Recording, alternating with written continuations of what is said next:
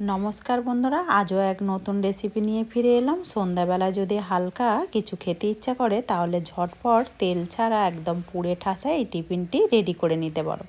যেমনই নরম হয় তেমনই পুড়ে ঠাসা, খেতে ভীষণই দারুণ লাগে। নমস্কার বন্ধুরা, কাজল ভিলেজ কিচেনে সকলকে স্বাগত জানাই। রোজকার মতো আজও রান্নাঘরে চলে এলাম। আজকের রেসিপি প্রথম থেকে লাস্ট পর্যন্ত দেখতে থাকুন, আশা করছি ভীষণ ভালো লাগবে। তো চলুন তাহলে শুরু করা। তো দেখো, সন্ধ্যাবেলা টিফিনের জন্য আমি এখানে কয়েকটা সবজি কেটে নিয়েছি। যেমন বাঁধাকপিকে খুব ভালো করে দেখো একদম মিহি করে এইভাবে কেটে নিয়েছি, ধুয়ে পরিষ্কার করে তারপরেই আমি সবজিগুলোকে কেটে নিয়েছি। যেমন বড় গেটারের সাহায্যে এইটাকে আমি গাজরটাকেও গেট করে নিয়েছি। এখানে নিয়েছি একটা বড় সাইজের বেশ পেঁয়াজকেও দেখো একইভাবে কিন্তু সুন্দর করে টুকরো করে ছোট্ট করে কেটে নিয়েছি। একটা ক্যাপসিকামের আমি একটা ছোট্ট মতো সেটাকেও কিন্তু কেটে নিয়েছি। এবারে সমস্ত সবজির মধ্যে আমি দিয়ে দেবো স্বাদ মতো লবণ বা মাপ মতো লবণ। তো লবণটা তোমরা তোমাদের মাপ মতোই ব্যবহার করবে। আমি দিয়ে দিলাম লবণ, দিয়ে এবারে সমস্ত খুব ভালো করে মিশিয়ে নিতে হবে। এতে করে সবজিগুলো কিন্তু একেবারে নরম হয়ে যাবে, তার টিফিনটা কিন্তু খেতে বেশ দারুণ লাগবে। সমস্ত সবজির মধ্যে আমি লবণটা মাখিয়ে নিয়েছি, আর তোমরা তোমাদের পছন্দ মতো এখানে সবজি কিন্তু ব্যবহার করতে পারো। এবার এইটাকে সাইডে রেখে দিয়ে ময়দা মেখে নেব। ভালো করে আমি ময়দাটাকে এইভাবে নরম আর সফট করে মেখে নিয়েছি। দেখতেই পাচ্ছ মাখাটা ঠিক এইভাবে কিন্তু নরম আর সফট করে মেখে নিতে হবে। এবারে এর গায়ে একটু তেল মাখিয়ে দেবো, সাদা তেল দিয়ে দেবো। এদিকে সবজিতে যে লবণ মাখিয়ে রেখেছিলাম বেশ কিন্তু নরম হয়ে গেছে, সেটা কিন্তু দেখতেই পাচ্ছ। আর এই দেখো কত জল ছাড়ছে। এইভাবে সমস্ত জলটাকে আমি চিপে ফেলে দেব। সমস্ত জলটাকে আমি চিপে ফেলে দিয়ে তারপরে সবজিগুলোকে আবার ওই পাত্রের মধ্যে নিয়ে নিয়েছি। এবার এখানে দিয়ে দেবো আমি ছোট সয়াবিন। তো দেখো এই ছোট সয়াবিনটাকে আমি আগে থেকে কিন্তু একটু লবণ দিয়ে আর ভালো করে সিদ্ধ করে জলটা আমি চিপে ফেলে দিয়ে তারপরে এখানে রেখেছি। তোমরা চাইলে কিন্তু বড় সয়াবিনও নিতে পারো, তাই ক্ষেত্রেও কিন্তু একইভাবে করে নেবে, কিন্তু একটু টুকরো করে ছিঁড়ে নেবে, তাতেই হবে। এবার এর মধ্যে দিয়ে দেবো আমি গোলমরিচ গুঁড়ো। তো এখানে গোলমরিচ গুঁড়ো দিচ্ছি। তো তোমরা চাইলে তোমাদের পছন্দ মতো একটু মশলা এতে দিতে পারো, যেমন জিরে গুঁড়ো, ধনে গুঁড়ো দিতে পারো। গোলমরিচটাকে দিয়েও আমি খুব ভালো করে মিশিয়ে নেব বা মাখিয়ে নেব। তো এখানে দেখো গোলমরিচটা দিয়েও খুব ভালো করে আমি সবজির মধ্যে মাখিয়ে নিলাম। তো লবণ দিয়ে রেখেছিলাম বলে তাই জন্য কিন্তু জলটাকে চিপে ফেলে দিয়ে তারপরেই কিন্তু এরকম গোলমরিচটা দিয়ে দেবে, তাহলে কিন্তু গোলমরিচের ফ্লেভারটা খুব ভালোভাবেই এবারে মিশে যাবে। এবারে এইটাকে আমি সাইডে রেখে এইদিকে বেশ ময়দাটা মাখিয়ে রেখেছিলাম। আর এই দেখো সাদা তেল মাখানোর পরে কতটা সফট হয়ে গেছে। আরও এবার একটু মাখিয়ে নেব। এইভাবে যদি ময়দাটাকে একটু আগে থেকে মাখিয়ে রাখা যায় তাহলে কিন্তু বেশ দেখো কতটা সুন্দর সফট হয়। এবার এইখান থেকে আমি ছোট ছোট করে লেচি কেটে নেব। তো তোমরা চাইলে কিন্তু বড় করেও কেটে নিতে পারো। আমি এইভাবে ছোট্ট ছোট করে আমি ঠিক লুচির থেকে একটু ছোট মতো করে কেটে নিচ্ছি লেচি। সমস্ত লেচিগুলোকে আমি কেটে নিয়েছি, আর দেখো ছোট ছোট করে কিন্তু সুন্দর করে আমি একটা গোল গোল করে নিয়েছি। এবার একটা চাকি বেলনা নিয়েছি, অল্প করে একটু ময়দা ছিটিয়ে দেব। তো ময়দা দিয়ে কিন্তু বেললে ভালো হবে। এবারে দুপিরে একটু কোটিং করে নেব, আর সমস্তগুলো ঠিক ছোট্ট ছোট করে লুচির মতো করে বেলে নেব। একেবারে বেলাটা আমি দেখিয়ে দিচ্ছি কিভাবে বেলতে হবে।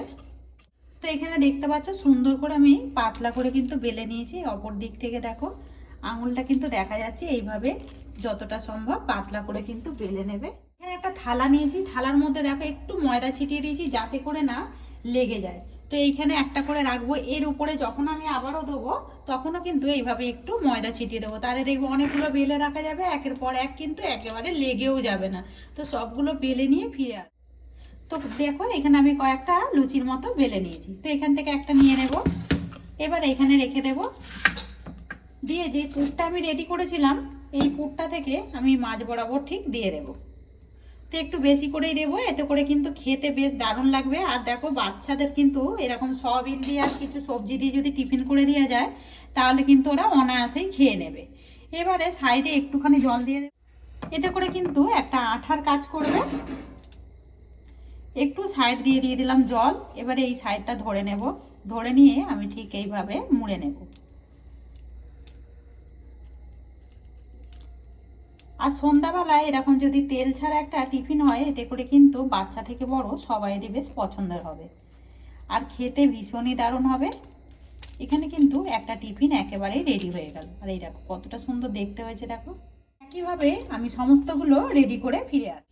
আর দেখতেই পাচ্ছ এখানে আমি সুন্দর করে কিন্তু টিফিনগুলোকে গড়ে নিয়েছি। আর দেখো দেখতে কতটা সুন্দর লাগছে, খেতে কিন্তু আরও বেশি দারুণ লাগে। যেহেতু পুড়ে ঠাসা এই টিফিনটা, বাচ্চা থেকে বড় দেখবে সবাইরই কিন্তু পছন্দের হবে। এরকম শীতের সবজি দিয়ে কিন্তু তোমরা একদম ট্রাই করতে পারো। অপরদিকে ভাপানোর জন্য আমি আগে থেকে জল গরম হতে বসিয়ে দিয়েছি। এখানে একটা ঝাঁঝরি নিয়েছি, ঝাঁঝরির গায়ে দেখো সাদা তেল আগে থেকেই মাখিয়ে রেখেছি।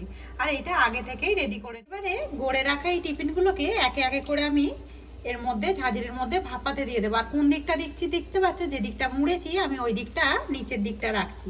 এতে করে খুব ভালোভাবে কিন্তু একদম ভেপে যাবে, আর ভাপাটাও বেশ দারুণভাবে হবে, একটাও ভেঙেও যাবে না, লেগেও যাবে না। একে একে করে টিফিনগুলোকে আমি এইভাবে সুন্দর করে সাজিয়ে দেব। আর দেখো এই ঝাঁঝরির একদম ঝাঁঝরির মধ্যে কিন্তু অনেকগুলোই টিফিন রেডি হয়ে গেছে। এবারে এটাকে আমি বলতে পারি 2 থেকে 3 মিনিট, কিন্তু না, এটা 5 মিনিটের মতো ভাপাতে লাগবে।